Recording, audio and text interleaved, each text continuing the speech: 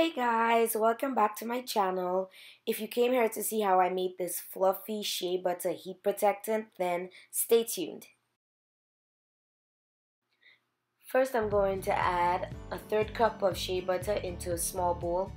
And shea butter happens to be a really good heat protectant because it has a smoke point of about 450 degrees Fahrenheit. Now this recipe is totally customizable once you're adding oils with high smoke points that are above the temperature of your hairdryer and your flat iron. Then I'm going to add 1 teaspoon of avocado oil, which has a smoke point of about 520 degrees Fahrenheit. Now I'm adding 1 teaspoon of refined safflower oil, which has a smoke point of about 510 degrees Fahrenheit.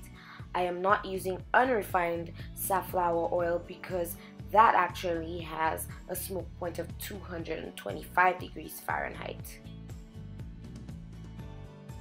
Next, I'm adding clarified butter, better known as ghee, which has a smoke point of about 485 degrees Fahrenheit. Now I'm adding half a teaspoon of extra light olive oil, which has a smoke point of approximately 468 degrees Fahrenheit.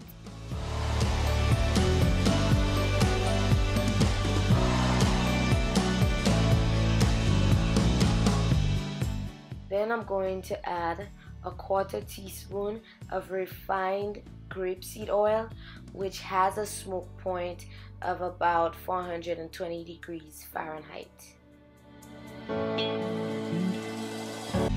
Then I'm going to add a 1/4 teaspoon of virgin macadamia oil, which has a smoke point of approximately 390 degrees Fahrenheit.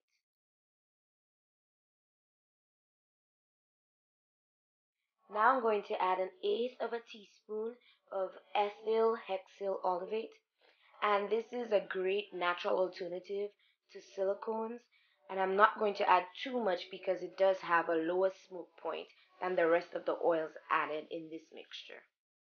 Then I'm going to add 2 drops of this horsetail extract, which contains silica that will aid in protecting my strands but also provide sheen to my hair.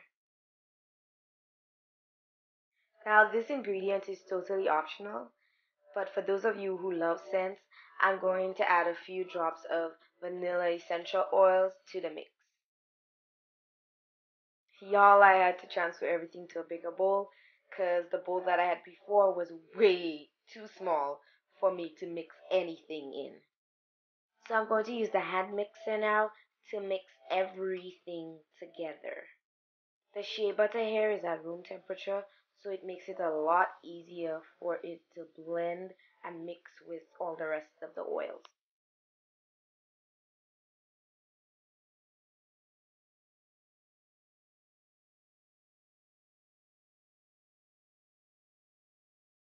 Once I'm done mixing everything together, I'm going to go ahead and put it in a small mason jar.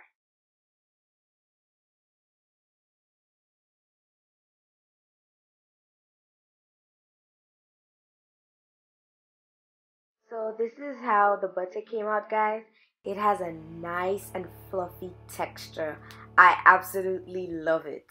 Be sure to check out my other heat protectant videos, which will highlight the importance of the oil smoke point, and make sure to check out my curly to straight video, which shows how I use this DIY heat protectant.